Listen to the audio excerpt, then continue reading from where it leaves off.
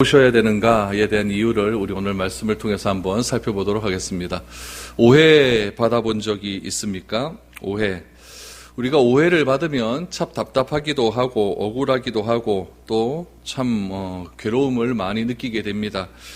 우리도 오해를 받으면 이런 일들이 있는데 그럼 예수님은 어떠했을까요? 예수님처럼 오해를 많이 받으신 분이 세상 어디에 있겠습니까? 예수님께서 십자가에 못 박혀 돌아가셨습니다. 그리고 3일 만에 부활하셨습니다. 이 사실을 의심하는 사람이 얼마나 많이 있는지 모릅니다. 어떻게 예수라는 사람이 죽었다가 3일 만에 살아날 수가 있는가? 예수의 죽음이 어떻게 우리의 죽음과 우리가 예수의 죽음을 믿게 되면 어떻게 우리가 생명의 길로 인도할 수 있는가에 대한 오해가 아직까지도 오늘날에도 2000년이 지난 이 시간에도 계속적으로 일어나고 있는 것입니다. 예수님의 삶은 인간에 의해서 온전히 이해된 적은 한 번도 없습니다. 실제로 예수님께서 계셨을 그 당시에도 예수님의 삶을 이해하는 사람은 없었습니다.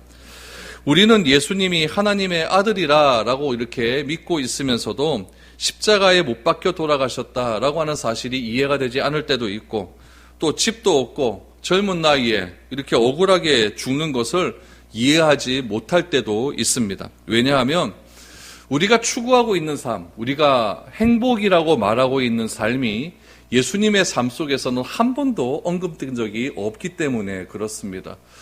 우리는 집이 있어야 행복하게 될 것이라고 얘기합니다. 그러나 예수님은 집이 없었습니다.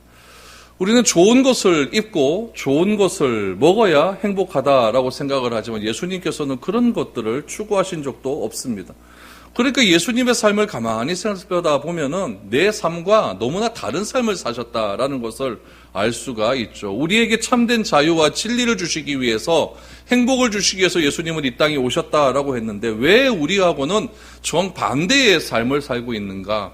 왜 내가 추구하는 것은 예수님께서 한 번도 추구하신 일이 없는가? 이런 것들 여러분 생각해 보신 일이 없습니까? 이런 것들 속에서 예수님에 대한 오해는 자꾸만 커져가게 되는 것입니다. 예수님이 이 땅에 오셔서 말씀하신 자신의 소명은 우리의 생각으로, 우리의 경험으로, 우리의 판단으로 도저히 이해가 되지 않습니다. 오늘 본문 말씀의 배경에 의하면은 예수님은 이제 내일 죽습니다. 오늘 목요일이거든요. 목요일 저녁이거든요. 오늘 본문의 배경이 목요일 저녁이니까 내일 예수님께서 죽게 되죠. 그런데 예수님께서 죽으시는 십자가는 억지로 끌려가는 자리도 아니었습니다. 예수님께서 스스로 선택하신 자리였고 스스로 죽으러 가시는 그런 자리였습니다. 예수님은 어떤 죄를 저질러서 그 죄에 대한 판결 때문에 사형을 당하시는 것이 아니라 스스로 죽기 위해서 이 땅에 오셨다라는 겁니다. 내가 생각하는 것과는 정반대의 일들을 예수님은 자꾸 하시는 겁니다. 그래서 예수님은 말씀하시죠. 나는 섬김을 받기 위해 이 땅에 온 것이 아니라 도리어 섬기기 위해서 이 땅에 오셨다. 내가 생각하는 것과 또 반대의 이야기를 하시고 계십니다. 예수님께서 섬기기 위해서 이 땅에 오셨다라고 한다면 그 섬김은 어떤 섬김이었습니까? 우리의 죄값으로 위해서 죽는 것이 예수님의 섬김이었고 그 우리의 죄값으로 위해서 죽는 그 사건의 현장이 십자가의 현장이었다라는 이야기입니다. 그러므로 이 십자가의 사건이라는 것은 우리 대신 몸값을 지불하는 사건이고 생명의 값을 지불하는 것이고 내가 지불해야 될 것을 대신 지불해주는 그런 사건입니다. 예수님은 이 이야기를 하시기 위해서 이 이야기를 제자들에게 좀 제대로 해주시기 위해서 마지막 밤에 마지막 유언적인 설교를 지금 제자들에게 간절히 그렇게 말씀을 하고 있는 것입니다.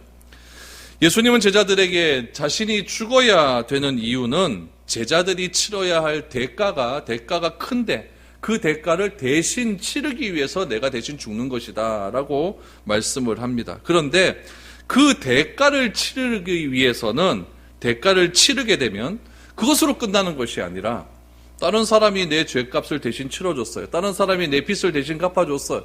그것으로 끝나는 것이 아니라 그 대가가 치러져야만 성령께서 이 땅 가운데 오실 수 있음을 오늘 본문을 통해서 말씀해 주시고 있는 겁니다. 그래서 우리 지금 계속해서 다락방 강화, 다락방 설교에 대한 이야기를 계속해서 보고 있지 않습니까? 꽤 긴 설교거든요.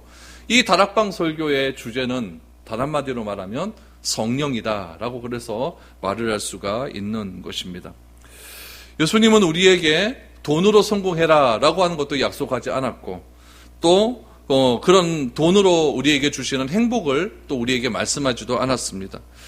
예수님이 우리에게 주시는 행복의 조건이 무엇이었냐면은 우리가 추구하는 것과는 반대였습니다. 예수님이 말씀하신 행복의 조건은 무엇입니까? 죄가 없는 무죄 선언을 해주겠다. 칭의의 사건을 우리에게 주시겠다라는 것이고, 죄의 값을 대신 지불해 주시겠다. 어디에서? 십자가에서 대신 지불해 주시겠다. 그래서 그 대신 지불됨을 통하여서 우리가 죄가 없다라고 인정되는 상태가 되어질 때에 우리에게 성령의 충만함을 더해 주시겠다라는 것을 말씀해 주시고 있습니다. 그럼 여러분, 도대체 성령이 뭘까요? 성령이 도대체 뭘까요? 성령이 도대체 뭐길래 예수님께서 마지막까지 성령에 대한 말씀을 이렇게 강조하고 있을까요? 특히 성령에 대한 오해도 굉장히 많습니다. 우리가 예수님에 대한 오해도 제가 이렇게 말씀을 드렸다시피 성령에 대한 오해도 굉장히 많죠. 특별히 이 오순절 계통의 교회들, 순복음 계열입니다. 순복음 계열의 교회는 이 성령을 어떻게 생각을 하냐면은 하나의 에너지로 생각을 하는 거죠. 하나의 어떤 파워, 힘으로 생각을 합니다. 그래서 그 성령을 에너지나 힘으로 생각하기 때문에 꿈이나 환상이나 이상을 우리에게 알려주는 예언적인 존재로 그렇게 오순절 교회에서는 생각을 하고 있습니다. 그러나 예수님께서는 그렇게 성령에 대해서 말씀하고 있지는 않습니다. 성령은 파워도 아니고 성령은 에너지도 아니고 성령은 무엇을 일으키는 어떤 드러내는 것도 아니다. 성령은 무엇이냐? 오늘 본문에 보니까 성령은 진리의 영이다. 진리의 영이다 라고 분명히 정의해 주시고 있습니다. 그럼 왜 예수님께서 성령을 진리의 영이라고 정의를 하고 있을까요? 그 이유는 무엇이냐면은 인간에게는 무엇이 없기 때문에? 진리가 없기 때문에 진리의 영이 오심을 통해서 우리 인간이 진리를 추구할 수 있도록 그렇게 해주시겠다라는 것이죠. 인간에게는 자기중심적이고 이기적인 마음이 너무나 많기 때문에 진리를 깨달을 수도 없고 진리로 살 수도 없습니다. 그래서 예수님은 자신이 떠나면 진리의 영이신 성령께서 우리에게 오셔서 이 성령님을 통해 제자들이 진리를 알게 될 것이다. 진리를 추구하게 될 것이다. 진리 안에 거하며 진리 안에서 자유로운 삶을 살게 될 것이다 라는 것을 약속해 주시고 있는 것입니다. 오늘 본문 말씀 속에서 예수님께서 말씀하시니 진리의 영이신 성령이 오시면 바로 어떤 일이 일어나기에 예수님께서 그렇게 성령을 강조하시고 있을 것인가, 우리 오늘 말씀을 통해서 한번 생각해 볼 수 있기를 소망합니다. 1절 2절 말씀을 한번 보시기 바랍니다. 내가 이것을 너희에게 이름은 너희로 실족하지 않게 하려 함이니 사람들이 너희를 출교할 뿐 아니라 때가 이르면 물은 너희를 죽이는 자가 생각하기를 이것이 하나님을 섬기는 일이라 하리라 라고 말합니다. 오늘 예수님께서 이 본문의 말씀을 하신 이유는 제자들이 실망을 한답니다. 제자들이 실족을 한다는 거죠. 그래서 실망하지 않고 실족하지 않게 하기 위해서 오늘 이 말씀을 하신다라고 말합니다. 그럼 예수님께서 제자들에게 실족이라고 하는 말씀을 하시는 이유는 무엇일까요? 그 이유가 2절 말씀에 나옵니다. 2절을 다시 보시면은 사람들이 너희를 출교한답니다. 그 출교라는 것은 유대인 공동체죠. 유대인 공동체가 있는데, 그러니까 종교적인 공동체죠. 그 공동체에서 제자들을 출교시킨다는 겁니다. 유대인들이 유대인 공동체 안에 들어있지 못하면은 여러 가지 경제적인 활동도 제한이 많고 여러 가지 살아가는데 굉장히 어려움을 많이 당합니다. 그래서 자기가 살기 위해서 그 유대인 공동체가 필요하는 요구하는 것들을 지키며 살아가는 일들이 굉장히 많이 있습니다. 근데 예수님께서는 이제 내가 떠나가게 되면은 너희들은 어떻게 되느냐? 유대인 공동체에서 출교를 당하게 된다라고 말합니다. 그러면서 뭐라고 하냐면은 2절 중반쯤 보니까 물을 너희를 죽이는 자가, 출교할 뿐 아니라 너희를 죽이려 하는 자가 달려든다는 거죠. 그 사람들이 죽이려고 하는 명분을 뭐라고 이야기하냐면은 이것이 하나님의 일이다. 이것이 하나님의 일이다 라고 말을 합니다. 여러분, 여기서 우리가 중요하게 생각해야 될 것이 있어요. 예수님이 누구의 손에 죽었습니까? 하나님을 모르는 사람의 손에요? 아닙니다. 예수님이 죽으신 것은요, 하나님을 아는 사람이 예수님을 죽이신 것입니다. 당시 우리 대제사장이었던 가야바는 요한복음 11장 50절에서 이런 말씀을 했어요. 제가 이 말씀을 굉장히 강조했었는데, 한 사람이 죽음을 통해서 민족을 살릴 수 있다고 한다면 이 한 사람이 죽는 것은 너무나 당연한 일이다라고 말을 하지 않습니까? 대제사장 가야바, 얼마나 하나님에 대해서 잘 아는 사람입니까? 얼마나 자기가 하는 모든 삶이 하나님의 일을 한다라고 그렇게 주장을 하는 사람입니까? 더 나아가서 성전에 고하면서 백성의 죄를 위하여 사하는 그런 사람이 하는 말이 무엇이냐면은, 한 사람이 죽어서 민족을 살릴 수 있다면 그것은, 그 죽음은 타당한 일이다라고 그렇게 말을 하고 있습니다. 지금 예수님은 그 말씀을 하고 있는 겁니다. 하나님을 위하여서 예수님은 죽어야 된다라는 이야기죠. 지금 예수님을 죽이려 하고 제자들을 죽이려고 하는 사람도 명분이 무엇이에요? 하나님의 일입니다. 여러분, 사람을 죽이는데 아무나 그렇게 죽일 수가 있겠습니까? 사람들로부터 인정을 받으려고 한다면은 그 사람을 죽이는 데 대한 명분이 분명해야 될 것 아닙니까? 모든 사람들로부터 그 명분이 인정이 되고 이해가 되어야 한 사람을 죽이는 것에 대한 불평과 불만이 나오지 않을 것 아니겠습니까?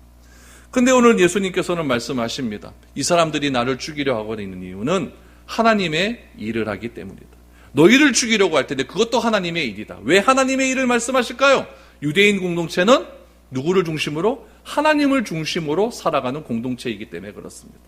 그래서 하나님이라고 하는 그런 절대 불멸의 그 존재를 자신의 어떤 이득과 자신의 기득권을 지키기 위해서 하나님이라는 존재를 끄집어 드리는 겁니다. 들여서 하나님이 이렇게 하시는 거다라고 자기를 합리화시키는데 지금 일조를 하고 있게 된다는 이야기죠.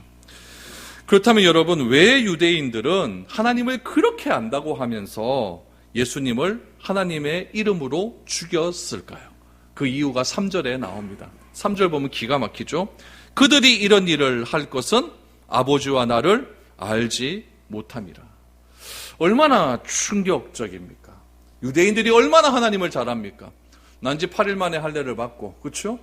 소년 때부터 율법을, 토라를 그렇게 애워야 되는 사람들이고, 조금의 실수도 어긋나지 않게 그렇게 오늘날까지 살아가는 그 하나님을 평생 알기에 애를 쓰는 그런 사람들. 요즘 유대인 교육이 굉장히 인기를 끄잖아요. 유대인 교육의 핵심이 뭔지 압니까? 하나의 주제를 놓고 서로 둘이 막 토론하는 거예요. 그 당시 유대인 교육도 그래요. 지금 예루살렘에 있는 이스라엘 대학도 가도 다 그렇게 이야기를 합니다. 그렇게 교육을 하거든요. 하나님이란 존재, 하나님은 어떤 분이신가? 그 정의를 딱 내려놓고 이 정의에 맞게끔 자신의 생각들을 성경에 맞추어서 그렇게 막 토론을 하는 겁니다. 그러니까 하나님에 대해서 얼마나 잘 알겠습니까? 그렇게 잘 안다고 자신만만한 유대인들에게 예수님은 뭐라고 이야기하냐면은 하나님과 나를 알지 못하기 때문이다. 그렇다면 여러분, 이것이 그 당시만 일이겠습니까? 오늘날은 어떻습니까? 수많은 사람들이 여러분 교회에서 하나님의 일을 한다고 이야기합니다.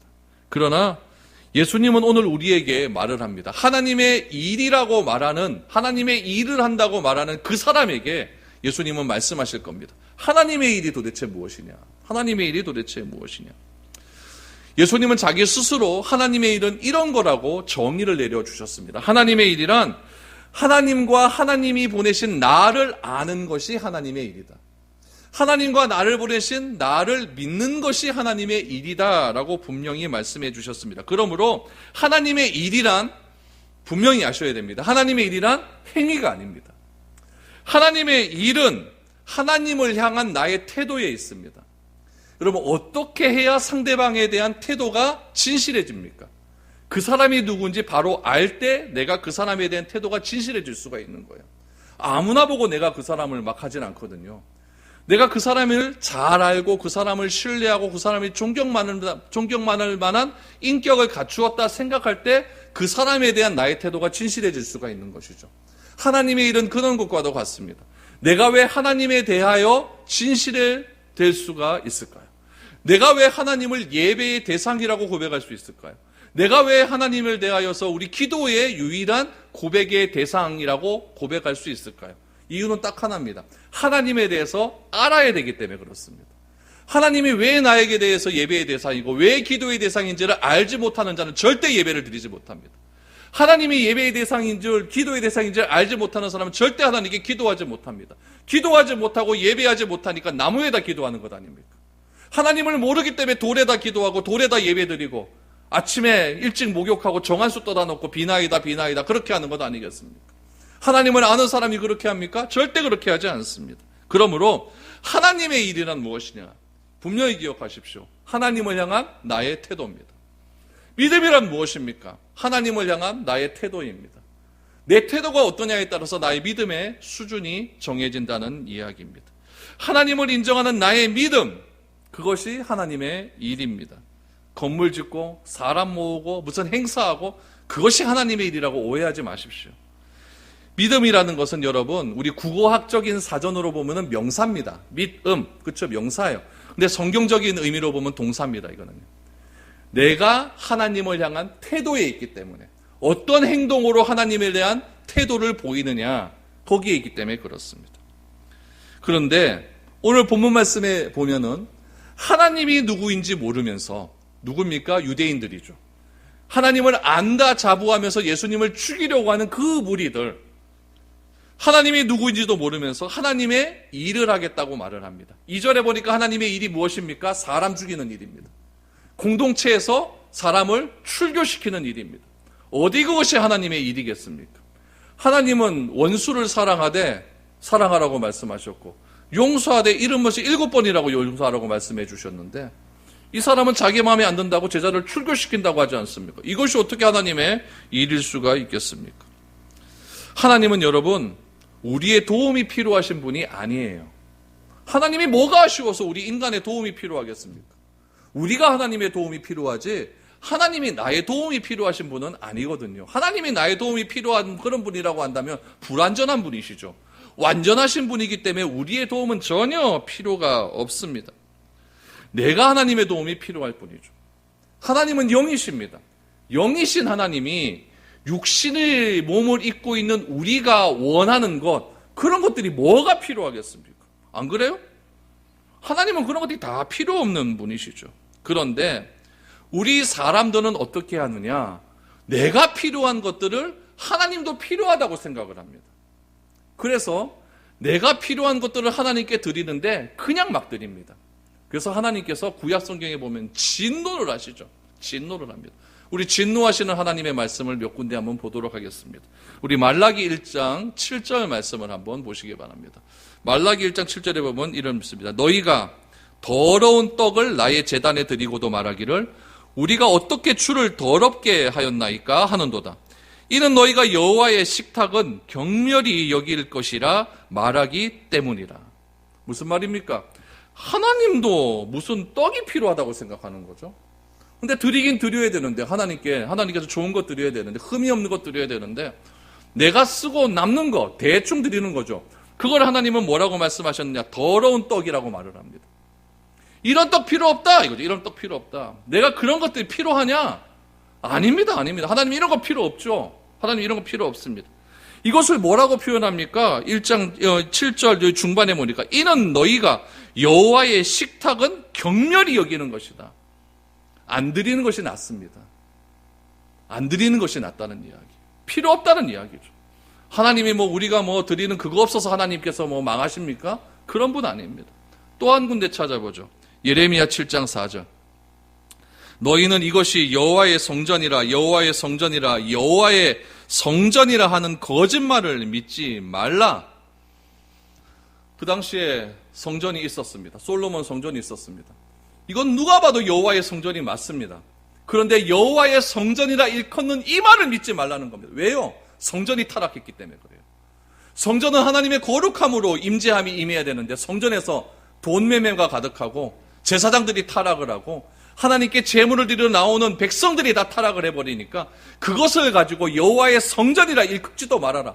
내가 문으로 그 문을 열고 나가버리겠다라고까지 말씀을 하십니다. 예레미야에서 이렇게 말하니까 결국 망하는 것 아닙니까? 망하는 것 아닙니까? 하나님은 이런 거 필요하신 분이 아니라는 이야기죠. 그래서 이런 하나님의 뜻을 알지 못하고 하나님의 일을 하는 것은 아무런 의미가 없다는 이야기입니다. 그래서 결국 하나님을 모르는 사람들이 하나님의 일을 하겠다고 하면서 오히려 제자들을 핍박하고 제자들을 출교시키는 일들이 너무나 많이 있다는 이야기죠. 그렇다면 여러분, 이런 상태를 모르고 난 다음에, 모르는 상태에서 제자들은 나름대로 모든 것을 버리고 예수님을 쫓았는데 내가 막 핍박당해요. 내가 어려움 당해요. 그럼 제자들의 입장에서 무슨 마음 들겠습니까? 와, 어떻게 이런 일이 있을 수가 있는가. 상처받겠죠, 요즘 말로 하면. 이 얘기를 예수님께서 하시는 거죠. 이 얘기를 하시는 겁니다. 그래서 4절을 보십시오. 오직 너희에게 이 말을 한 것은 너희로 그때를 당하면 내가 너희에게 말한 이것을 기억나게 하려 함이요 처음부터 이 말을 하지 아니한 것은 내가 너희와 함께 있었음이라. 예수님이 내일 죽지 않습니까? 내일 죽는데 죽으시기 전에 왜 이런 말씀하십니까? 예수님이 하신 말씀을 기억나게 하기 위해서. 예수님이 돌아가시고 난 다음에 제자들이 막 핍박을 받습니다. 그러면은 알고 당하는 거하고 모르고 당하는 거 하는 건 천지 차이거든요.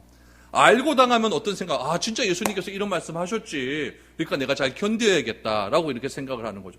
근데 이런 말씀을 왜 초창기부터 안 하고 지금 다 예수님 죽기 하루 전날 하시느냐. 4절 하반절에 보니까 이 말을 왜 처음엔 안 했느냐. 그때는 너희와 함께 하기 때문에 제자들이 의존하는 존재가 있기 때문이라는 이야기죠. 그럼 여러분, 여기서 우리가 중요한 핵심적인 메시지를 하나 찾아내야 됩니다. 예수님과 동행하는 삶을 살면 이런 어려움이 와도 우리는 이겨낼 수 있다는 거예요. 근데 예수님이 내 안에 계시지 않고 예수님을 믿지 않고 예수님의 말씀이 나의 안에 거하지 않는다면은 어려움을 당하게 되면 다 무너질 수밖에 없다는 이야기죠. 이게 너무나 중요한 겁니다. 그래서 예수님은 어떻게 하시느냐? 지금 육으로서 예수님께서 이 땅에 오셔서 제자들과 3년을 함께 하지 않았습니까? 초창기부터 이 말씀을 하지 않은 것은 내가 너와 함께하기 때문이다. 내가 너와 함께하기 때문에 너희들이 조금 어려움 당해도 예수님 의존하면 된다라고 하는 생각에서 너희들은 별로 그렇게 어려움 당하지 않았다는 이야기죠. 그런데 예수님께서 이제 내일 죽고 나면은 와, 이거 의아노. 제자들 완전히 다 흩어지지 않습니까? 그래서 예수님께서는 말씀하시는 거죠. 내가 너희와 영원토록 거하기 위해서 누구를 보내어 주신다? 성령을 보내어 주신다라고 말씀하십니다. 그래서 예수님은 이제 나를 이 땅에 보내신 곳으로 다시 가겠다라고 말씀을 하시는 거예요. 5절 6절 보십시오. 지금 내가 나를 보내신 이에게로 가는데 너희 중에 나더러 어디로 가는지 묻는 자가 없고 도리어 내가 이 말을 함으로 너희 마음에 근심이 가득하도다라고 말합니다. 여러분, 예수님이 누구십니까? 왜 예수님이 우리의 인도자가 되시고 그분과 동행하면은 모든 근심에서 벗어날 수가 있습니까? 예수님은 어디로 와서 어디로 가는지 너무나 잘 아시는 분이기 때문에 그렇습니다. 우리 요한복음 14장 1절 말씀을 시작하면서 제자들에게 하신 말씀이 뭐냐면은 너희는 마음에 근심하지 말라. 하나님을 믿으니 또 나를 믿으라 라고 말합니다. 왜 제자들이 마음에 근심했습니까? 요한복음 13장 하반절부터 쭉 읽어서 보시면은 예수님께서 떠나신다고 하니까 제자들의 마음 가운데 근심이 있는 것 아닙니까? 그럼 이 정도는 알아야죠. 내가 떠날게 그러면 여러분, 내가 갈게 그러면 여러분 어디 가시려고 그래요? 이런 말 안 묻습니까? 묻잖아요. 예수님도 떠날게 그러면 예수님 어디로 가시려고 합니까? 이런 말 물어야 되는데 그런 말 묻는 사람은 하나도 없다는 이야기예요. 오히려 제자들이 예수님께서 떠나신다라고 하니까 근심만 한다는 거죠. 야, 이제 우리 어떻게 사노? 나름대로 우리 최선을 다해 살았는데 이제 우리 어떻게 살아가야 되나? 이렇게 얘기하는 거죠. 그런 제자들에게 예수님은 말씀하십니다. 나는 이제 나 있는 곳으로, 나를 원래 보내신 곳으로, 나의 집으로 간다라고 말을 합니다. 예수님은 누구십니까? 어디로 와서 어디로 가야 되는지를 아는 분이십니다. 여러분, 어디로 와서 어디로 가는지를 알면 방황하지 않습니다. 그런데 어떤 종교는, 다른 종교는 우리가 어디로 가는 곳이, 어디로 갈 곳이 없다고 말을 합니다. 뺑뺑 돈다고 말하죠. 그거 뭐라고 합니까? 윤회라 그래요. 윤회. 윤회를 하니까 방황하는 거예요. 집이 없으니 방황하는 거죠. 그렇죠? 여러분, 살 집이 없으면 방황하는 거 아닙니까? 내가 죽어서 어디로 갈지 모른대요. 계속 뺑뺑 돈대요. 세상에서 뺑뺑 돈대요. 그래서 뭐 모기로 태어났다가 호랑이로 태어났다가 그래 뺑뺑 돈답니다. 방황하는 거죠. 방황하는 거죠. 어디로 와서 어디로 가는지도 모릅니다. 그러니까 영혼이 방황하는 길밖에 없죠. 그러나 예수님은 어디로 와서 어디로 가는지를 분명히 말씀합니다. 예수님은 어디로 간다고 말을 합니까? 아버지의 집으로 간다고 합니다. 아버지의 집으로 왜 가시느냐? 아버지의 집에 가서 너희를 위할 예비할 곳을 만들어 예비하겠다. 그리고 너희를 다시 그 예비할 곳으로 데리고 오려고 하는데 너희들이 제자들이 예수님이 가신 곳을 어떻게 가야 되는지 모르니까 가이드를 하나 붙여주겠대요. 그 가이드가 누굽니까? 성령님이십니다. 그래서 예수님이 떠나가는 것이 제자들에게는 유익하다라고 말을 할 수가 있는 것입니다. 여러분, 정확한 것 아닙니까? 그래서 성령님이 너에게 오게 될 것인데 그 성령님과 동행하는 삶을 살게 되면은 그 성령님의 인도함을 따라서 내가 가 있는 곳으로 도착하게 될 것이다. 그래서 예수님은 떠나는 것이 유익합니다. 7절을 보십시오. 그러나 내가 너희에게 실상을 말하노니 내가 떠나가는 것이 너희에게 유익이라. 내가 떠나가지 아니하면 보혜사가 너희에게로 오시지 아니할 것이요 가면 내가 그를 너희에게로 보내리니 라고 말합니다. 예수님이 떠나지 않으면 예수님은 인간의 몸을 입고 오셨기 때문에 제한적인 분이잖아요. 그렇죠?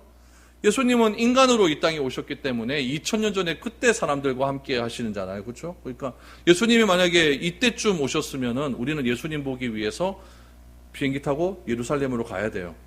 그런데 코로나 때문에 가지도 못하잖아요. 뭐 이런 일이 발생하는 거죠. 그러니까 예수님께서 육신의 제한이 없는 하나님을 보내주시겠다. 그분이 성령님입니다. 그러면은 성령님이 이 땅에 오셔서 어떤 일을 하게 되느냐? 8절에서 11절 보면 여러분 세 가지 일을 하는데 이건 너무너무 중요한 구절입니다. 이건 별표 한 5만 개쯤 해놔야 돼요. 여러분 8절에서 11절 말씀 보십시오. 그가 와서 죄에 대하여 의에 대하여 심판에 대하여 세상을 책망하시리라. 죄에 대하여라 함은 그들이 나를 믿지 아니하며 의에 대하여라 함은 내가 아버지께로 가니 너희가 다시 나를 보지 못하며 심판에 대하여라 함은 이 세상 임금이 심판을 받았음이라 라고 말합니다. 여러분 성령께서 오셔야 죄가 뭔지 압니다. 예수님을 모르는 사람의 기준은 뭐냐면 다 내가 중심입니다. 여러분 가정이나 여러분 회사나 여러분 어떤 관계 속에서 문제가 딱 터져 보십시오. 객관적으로 그 문제를 보는 사람은 아무도 없습니다. 다 내 기준에서 봅니다. 그래서 뭐라고 이야기하냐면은 내가 행했던 선택이 다 옳다라고 이야기합니다. 사람들이 다 그 선택이 안 나쁘다, 잘못되었다 할지라도 그것을 합리화시키기 위해서 자기가 그렇게 할 수밖에 없었던 이유를 엄청나게 쏟아부어 버립니다. 이게 인간입니다. 저도 그렇고 여러분도 똑같습니다. 이게 인간이에요. 그래서 나처럼 살면 된다라고 말하는 사람이 얼마나 많이 있습니까? 법 없이도 사는 사람이라고 그렇게 말을 합니다.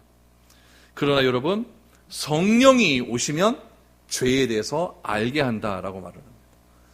신약 성경에 보면 내가 가장 의인이다.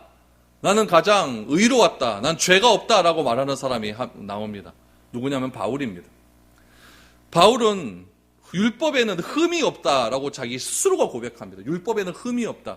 그러니까 얼마나 말씀대로 살려고 노력을 했습니까? 그리고 다른 이들보다 율법을 더 많이 알았다. 이거는 박박사입니다. 박박사. 박사의 2제곱, 3제곱이에요. 모든 걸 다 알았다. 그런데 그랬던 그가 성령을 받고 예수님을 딱 만난 후에 고백하는 것은 나는 죄인 중에 괴수다라고 이야기합니다.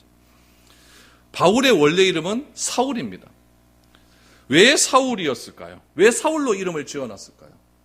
바울의 지파가 베냐민 지파 아닙니까? 베냐민 지파 중에서 최고 으뜸은 사울입니다. 이스라엘의 첫대 왕 사울. 그러니까 바울의 아버지는 내 아들은 최고의 리더자가 되어야 된다. 내 아들은 이스라엘의 초대 왕 사울처럼 최고의 리더자가 되어야 된다는 생각을 가지고 이름을 사울로 지어놨어요. 그 아버지의 마음을 아들이 너무나 잘 알았습니다. 8살 때 율법 이걸 10년기까지 다 외워버립니다. 최고 좋은 대학에 들어갑니다. 최고 좋은 스승 밑에서 배웁니다. 아버지는 아들이 자랑입니다. 이 아들은 아버지의 뜻과 아버지의 명예와 아버지의 기대를 저버리지 않기 위해서 최선을 다해 노력을 했습니다. 율법의 박사가 되었습니다. 그랬던 그가 하나님을 만나게 됩니다. 예수님을 만나게 됩니다. 그리고 이 사울이라고 하는 사람, 큰 자라고 했던 사울이라고 하는 사람이 이름을 바꿔버립니다. 나는 작은 자다. 그 이름이 바울입니다. 이것이 예수님을 만난 사람이 나에 대해서 고백하는 실존입니다. 보혜사 성령이 와야 내가 죄인인 줄 아는 겁니다. 그런데 그리스도인이 교만하다라고 하는 말을 듣는 이유가 무엇일까요? 나밖에 모른다라고 하는 말을 듣는 이유가 무엇일까요? 오늘 말씀에 의하면 뭘 와 안 왔기 때문에 그의 마음 가운데 성령이 없기 때문에 그래요. 하나님을 모르기 때문에 그래요. 그렇기 때문에 예수 믿는 사람하고 일 못하겠다 그러고, 예수님 믿는 사람하고 도저히 못하겠다 그러고, 예수 믿는 사람하고는 상종을 못하겠다는 말이 나오는 겁니다. 이런 일도 있어요. 제가 신문 기사에 인터뷰에서 봤는데, 어떤 사람 집 앞에다가 차를 딱 대놨어요. 가게집 앞에다 대놨으니까 얼마나 짜증납니까? 전화를 한 거예요. 안 받아요. 문자를 넣었어요. 차 좀 빼주세요. 우리 집 가게 문 열어야 돼요. 그랬더니 답변이 어떻게 왔는지 아십니까? 예배 중입니다. 이 예배가 무슨 의미가 있습니까? 안 그래요? 예배 드리러 왔으면 거기다 세우면 안 되죠. 근데 예배 중입니다. 그러면 그 교회는 그날 이후로부터 끝입니다. 전도 끝이에요. 오늘날 기독교는요, 이런 기형적인 사람을 만들어 놓았어요. 나밖에 모르는 사람을 만들어 놨어요. 내가 예배 드리는데, 내가 하나님께 예배 드리는데 왜 그런 것들이 나를 방해하느냐, 이렇게 생각을 하는 거죠. 왜 그럴까요? 하나님을 모르기 때문에 그런 거예요. 성령을 체험하지 못하고 나의 의로움만 강조하는, 아직까지 애굽의 삶을 그리워하는 이스라엘 백성들과 다를 것이 하나도 없다는 이야기죠. 성령이 오시면 죄에 대해서 알게 됩니다. 두 번째는 뭡니까? 성령이 오시면 뭐에 대해서 깨닫게 됩니까? 의에 대해서 깨닫게 됩니다.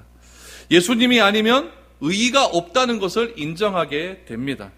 그래서 우리가 예수를 그리스도라고 인정하는 순간 하나님께서는 우리에게 재판정의 입장에서 피고석에 있는 우리를 향하여 선언을 해주십니다. 너는 이제 죄가 없다라는 선언을 해주십니다. 이 선언을 하기 위해서 변호사가 선임됩니다. 그분이 누구실까요? 보혜사 성령님이에요. 성령님이 우리를 끊임없이 변호해 주십니다. 보혜사가 돕는 자, 파라클레이토스, 돕는 자라는 뜻이거든요. 그 변호인의 말에 의해서 재판관이신 하나님께서 우리를 향하여 의롭다라고 인정을 해주시는 순간이 옵니다. 누가 오시면? 성령께서 오시며. 또 심판에 대해서 알게 한다고 합니다. 여러분, 심판처럼 거북스러운 단어가 어디 있는지 모릅니다. 그러나 세상의 종말을 대하는 자의 태도는 두 가지입니다. 한 사람은 두려움, 또 하나는 기쁨입니다. 누가 두려울까요? 하나님을 모르는 사람은 두렵습니다. 누가 기쁠까요? 하나님을 아는 사람은 기쁩니다. 그래서 영접하는 자, 곧 그 이름을 믿는 자들에게는 하나님의 자녀가 되는 권세를 주셨고, 의에서 심판의 자리에서 해방될 수 있는, 심판의 자리에서 옮겨갈 수 있는 특권을 우리에게 허락하여 주셨습니다. 성령이 오시면 이 세 가지를 우리에게 해 주신다는 것입니다. 그래서 성경은 말씀하십니다. 14절 15절 모습에 보니까 그가 내 영광을 나타내리니 내 것을 가지고 너희에게 알리시겠음이라. 무릇 아버지께 있는 것은 다 내 것이라. 그러므로 내가 말하기를 그가 내 것을 가지고 너희에게 알리시리라 하였노라 라고 말합니다. 무슨 말입니까?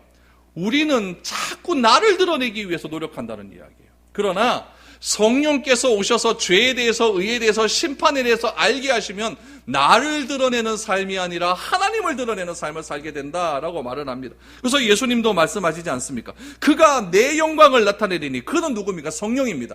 성령께서 예수 그리스도 하나님의 영광을 나타내시니 내 것을 가지고 너희에게 다 알려주시겠다라고 말씀을 하십니다. 무릇 아버지께 있는 것은 다 내 것이라. 그러므로 내가 말하기를 그가 내 것을 가지고 너희에게 알리시리라. 오늘날 우리 사회는 뭐에 미친 사회인지 아십니까? SNS에 미쳤어요. 음식만 나오면 사진 찍습니다. 어디에 올려야 돼요? 페이스북, 인스타에 올려야 됩니다. 왜 올립니까? 나 이 정도 먹는 사람이다. 밥 안 먹습니다. 이거부터 찍고 봐야 돼요. 우리 집도요, 뭐 하나 들었다 하면 난리 납니다. 찍어야 돼요. 그리고 올라갑니다. 다 나 이 정도라는 거, 다 나 이 정도라는 거죠. 이게 우리 인간의 실존이에요. 그러나 하나님은 말씀하시죠. 예수님은 말씀하시면 내가 떠나야 된다. 내가 죽어야 된다. 그러면 너희가 산다. 무엇을 통해 살 수 있을까요? 성령이 오시면 산다.